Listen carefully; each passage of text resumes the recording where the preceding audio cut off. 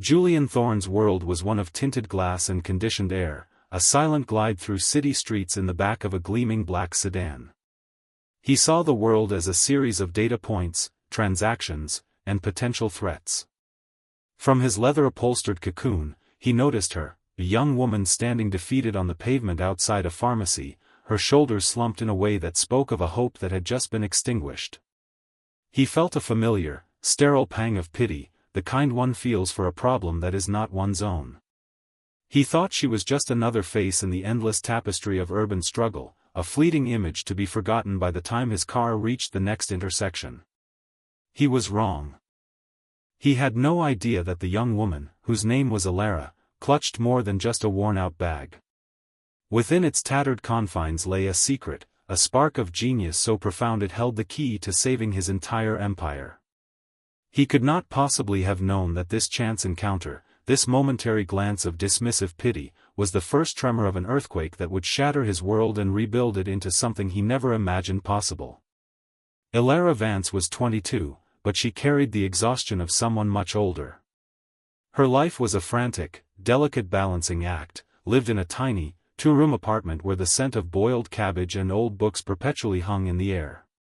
This small space was her entire world, a world she shared with her 10-year-old sister, Lena. Lena was a wisp of a girl with eyes that held the wisdom of ancient stars but a body betrayed by a cruel, chronic respiratory illness. Her breath was a constant, shallow whisper, a fragile rhythm that dictated every moment of Alara's existence. It had not always been this way. There was a time, only a few years prior, when Alara's future had seemed blindingly bright. She had been a prodigy, a name whispered with reverence in the hallowed halls of the Massachusetts Institute of Technology. Her mind worked in ways that baffled her professors, seeing elegant solutions in webs of impossible complexity. She had been the star recipient of the prestigious Thorne Scholarship, an award funded by a tech behemoth called Ether Corporation. But that life had vanished in an instant.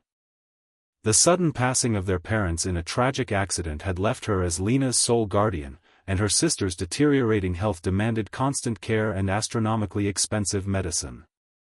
The universe of theoretical physics and advanced engineering had collapsed into the suffocating reality of rent payments and prescription costs. She had dropped out, trading her limitless potential for a grueling schedule of menial jobs. Now, her brilliance was confined to the quiet hours of the night. Her worn canvas bag, a relic from her university days, was her portable laboratory. It did not hold textbooks or makeup, it held her true self.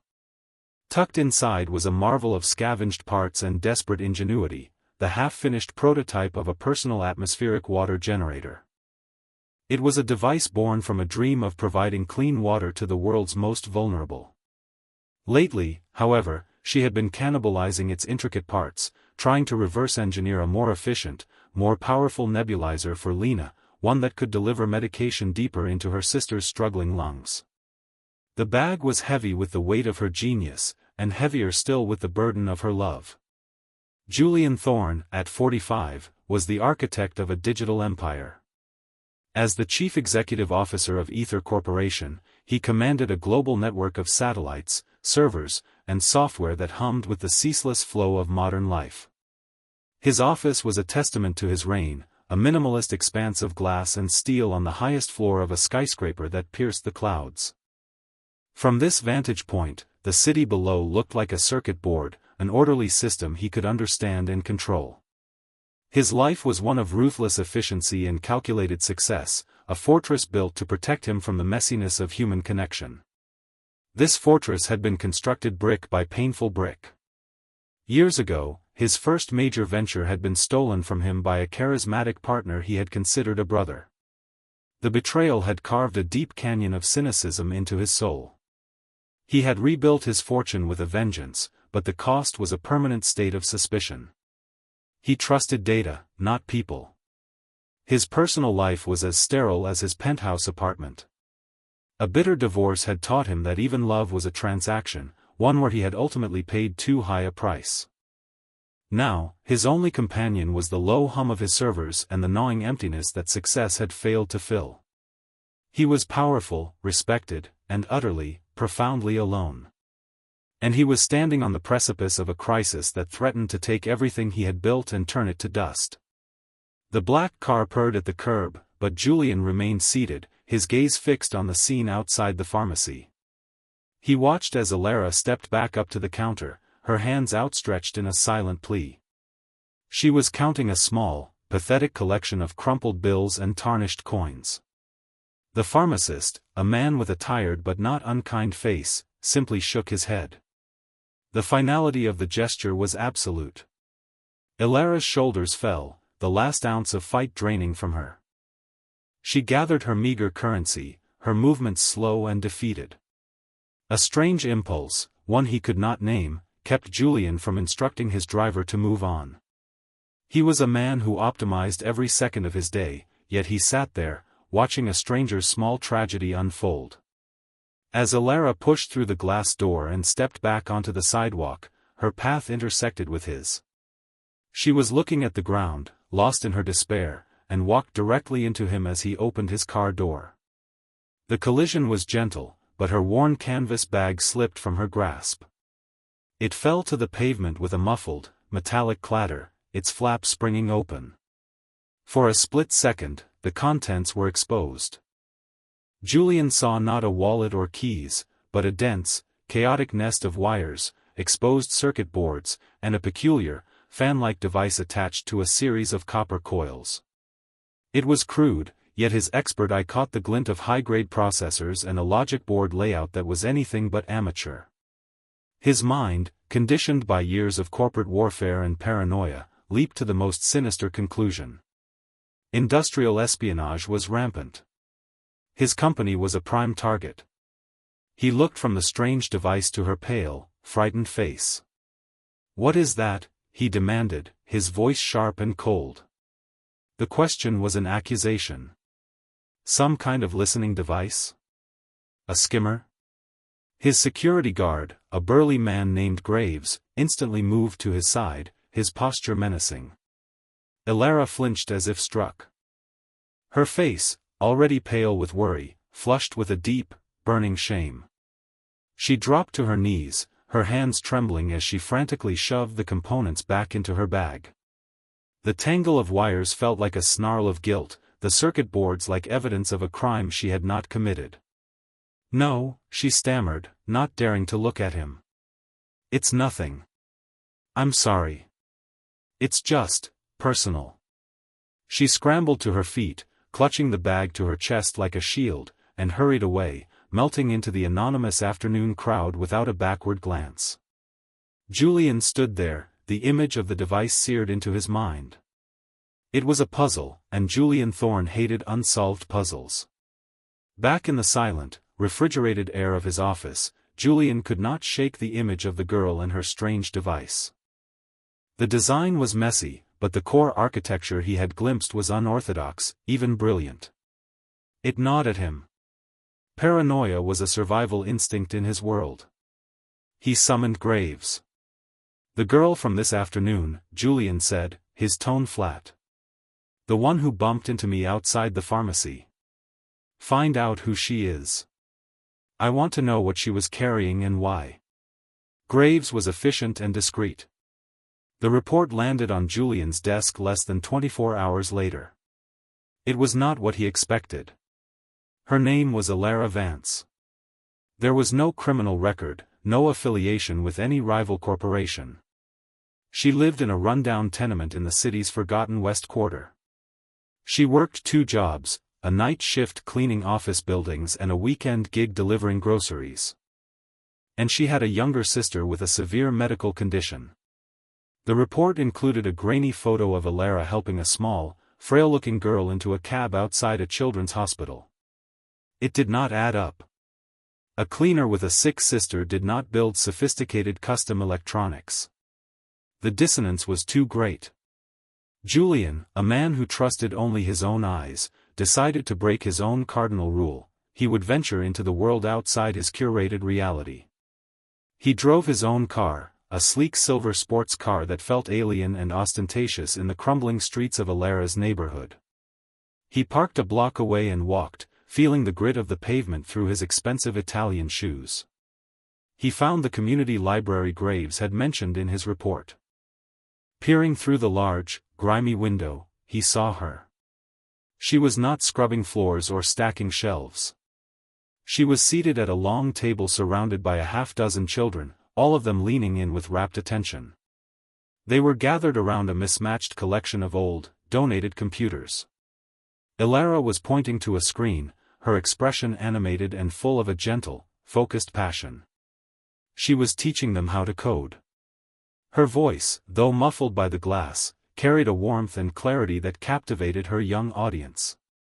She made a complex idea simple, a dry line of code a magical incantation.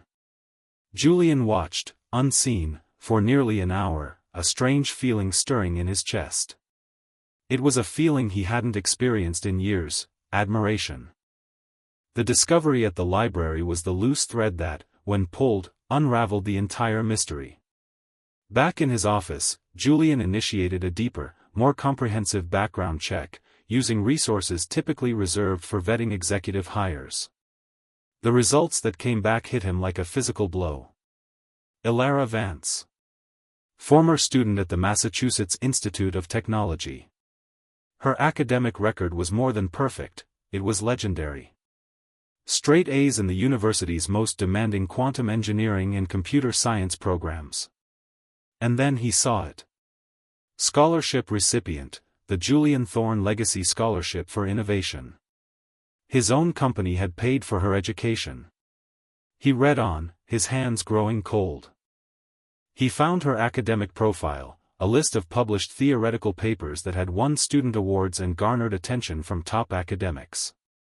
One paper, titled Asynchronous Fractal Compression, a quantum-inspired model for dynamic data sets, made him stop breathing. He printed it, his hands shaking slightly. He read the abstract, then the introduction, then the complex equations that flowed across the page with a terrifying elegance. It was the solution. The elegant, impossible solution to the single greatest crisis his company had ever faced. The crisis at Ether Corporation was a ticking time bomb.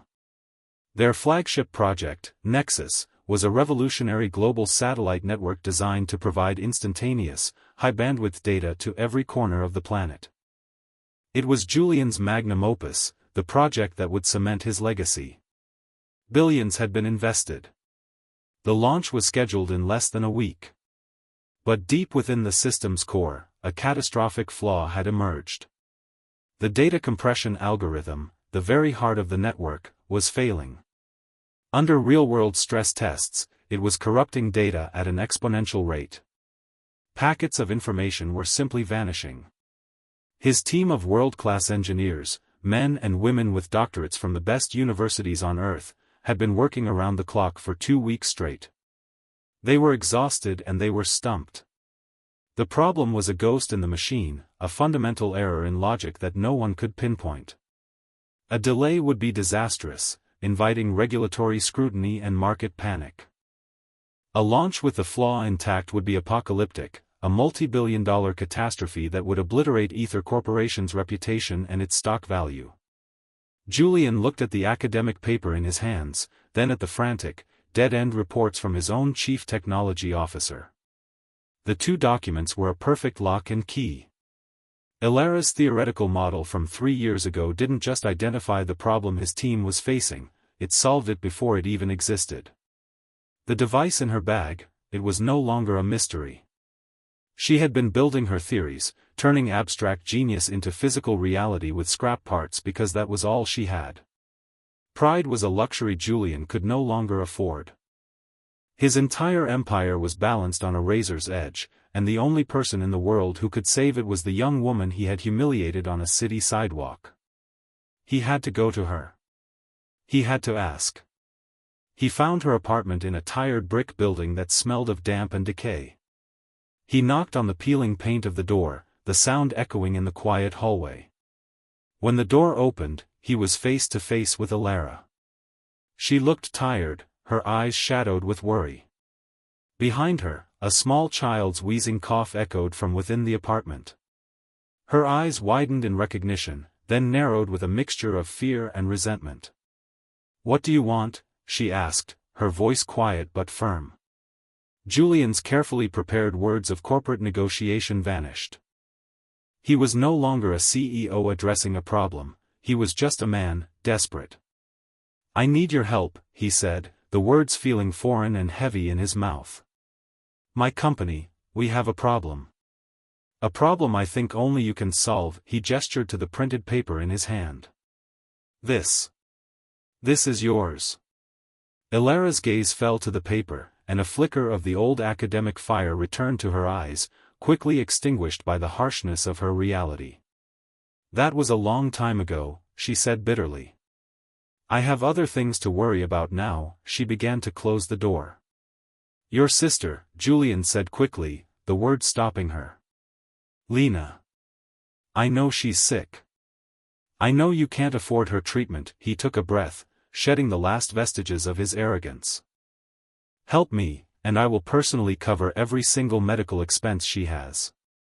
For as long as it takes. The best doctors, the best hospitals. Whatever she needs. I swear it." Ilara looked at him, searching his face for deceit. Then, her gaze drifted back into the apartment, toward the sound of her sister's labored breathing. For Lena, she would swallow her pride. For Lena, she would walk into the lion's den. "All right," she said softly. "I'll help you." The Ether Corporation's war room was a hermetically sealed chamber of technological anxiety. A massive, curved screen displayed cascading lines of code and alarming red error messages. The air was thick with the smell of stale coffee and intellectual defeat. Into this room walked Julian Thorne, followed by a young woman in worn jeans and a faded hoodie, clutching a canvas bag. Marcus Vance, Julian's formidable chief technology officer, stared in disbelief. "Julian, what is this? We don't have time for visitors." "This is Ilara Vance," Julian announced to the room, his voice leaving no room for argument. "She is here to help us."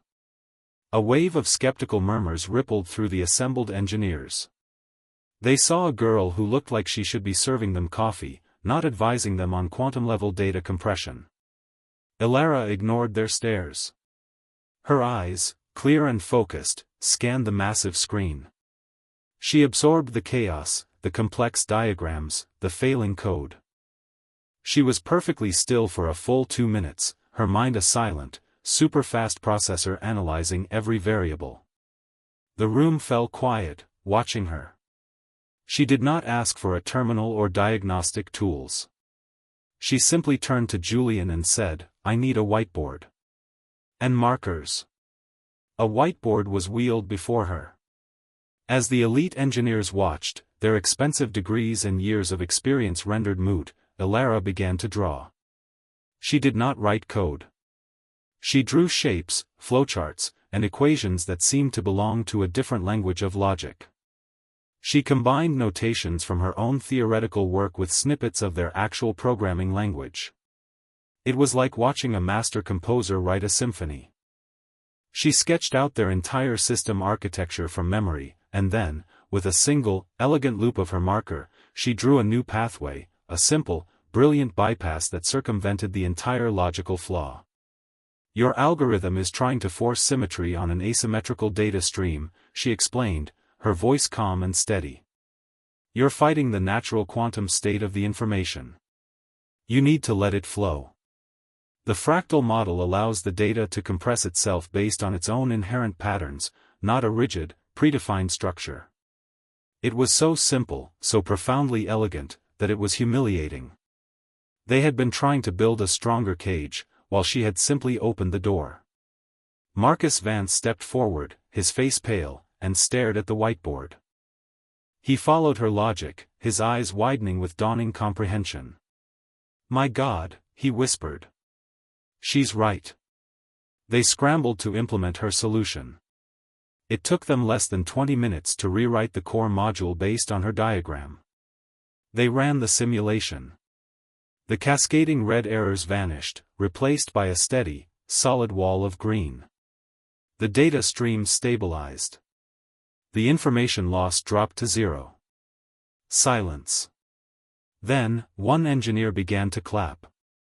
Then another. Soon, the entire room, including a humbled Marcus Vance, was filled with a thunderous, spontaneous ovation. They were not applauding a solution, they were applauding a miracle. The Nexus launch was a flawless, spectacular success. Ether Corporation's stock soared to record heights. Julian Thorne was hailed as a visionary. At the celebratory press conference, held in a grand ballroom filled with the world's most influential journalists and industry leaders, Julian stepped to the podium. He began with the expected thanks to his team and investors. Then he paused. "But the real hero of this project is not me," he said, his voice ringing with a new, unfamiliar sincerity. "The person who saved Nexus, and my entire company, is not on the Ether payroll. Not yet." He turned and gestured to the side of the stage. "Please join me, Ilara Vance." A hesitant Ilara, dressed in a simple but elegant new dress Julian had insisted on buying for her, walked into the spotlight. Julian kept his hand on her shoulder and told the assembled crowd the entire story. He spoke of the Thorne Scholarship, of her brilliance at MIT, of the family tragedy that forced her to abandon her dreams. He told them about finding her teaching children in a library, about underestimating her, about his own arrogance and his desperate plea for her help. "We spend our lives looking for genius in boardrooms and established laboratories," Julian concluded, his voice thick with emotion. "We look for it in people with the right pedigrees and the right titles. I was blind. The most brilliant mind I have ever encountered was working nights as a cleaner to pay for her sister's medicine. Ilara Vance didn't just fix a software bug. She fixed my vision. She reminded me that value has nothing to do with status." He looked directly at Ilara. "On behalf of my company, and myself, I am publicly offering you my apology, and my profound, unending gratitude." In the aftermath, Julian made Ilara an offer that would have been the dream of any engineer on the planet, the position of Chief Innovation Officer, a 7-figure salary, and enough stock options to make her wealthy beyond her wildest dreams. He presented it to her in his vast, quiet office, the city lights twinkling below them like a conquered kingdom. Ilara listened patiently, a small, knowing smile on her face. "Thank you, Julian," she said, her voice full of genuine appreciation. "It's an incredible offer. But it's not for me." Julian was taken aback. "But, why? You could run all of our research and development. You would have unlimited resources." "I don't want to be an executive," she explained gently. "I don't want to spend my days in meetings or managing budgets. I want to build things. Things that help people." She leaned forward, her eyes bright with the passion he had first seen in the library. "I want you to fund a new lab. An independent lab, separate from the corporate structure. Let's call it Vance Labs. We won't focus on profit. We'll focus on purpose. We'll develop technology for humanitarian aid. We'll finish my atmospheric water generator. We'll design affordable medical devices. We'll make our patents open source. We'll help people like Lena." The Julian of a month ago would have scoffed at such a naive, unprofitable idea. But he was no longer that man. He saw the wisdom in her vision, a purpose that made his relentless pursuit of wealth feel hollow and small. He saw a new kind of legacy. "Yes," he said, a broad, genuine smile spreading across his face for the first time in years. "Absolutely, yes. Consider it done." And so, a new partnership was forged, one built not on contracts and clauses, but on mutual respect and a shared mission. Julian, with his formidable business acumen, handled the logistics, securing facilities, funding, and cutting through red tape. He became Ilara's shield, protecting her from the corporate world so she could be free to create. Ilara, in turn, became his compass, guiding the vast resources of Ether Corporation toward a truer north. The next few years were a whirlwind of creation. Vance Labs became a beacon of hope and innovation. Ilara, leading a hand-picked team of brilliant, unconventional thinkers from all walks of life, brought her dormant projects to life. Her water generators were deployed in drought-stricken villages across 2 continents, creating oases in barren landscapes. The design for her advanced nebulizer was released freely to the world, and manufacturers produced millions of the low-cost units, saving the lives of countless children. Lena, now a healthy, vibrant teenager, interned at the lab every summer, her future as bright as her sister's once was. Julian found a joy in this work that all his billions had never provided. He spent less time in his penthouse office and more time at the lab, watching in awe as Alara and her team turned impossible ideas into reality. He was no longer the feared CEO, but a proud, admiring colleague. Marcus Vance, the once skeptical CTO, became one of the lab's most ardent supporters, frequently collaborating with Alara's team, forever humbled by the lessons she had taught him. The culture of Ether Corporation began to shift, from a place of pure profit to one of profound purpose. One evening, Julian and Alara stood on the roof of the Vance Labs building, looking out over the city. A news drone buzzed past, likely on its way to cover their latest project launch. He turned to her, the city lights reflecting in his eyes. "I used to think a person's worth was measured by their net worth," he said quietly. "I judged you by your worn-out bag and your empty pockets." He shook his head, a ghost of his old self flitting past. "You taught me that true value is measured in lives changed. The greatest treasures are not kept in vaults, but in the heart. And the most brilliant minds are often hidden in the most humble of places, waiting for someone to finally see."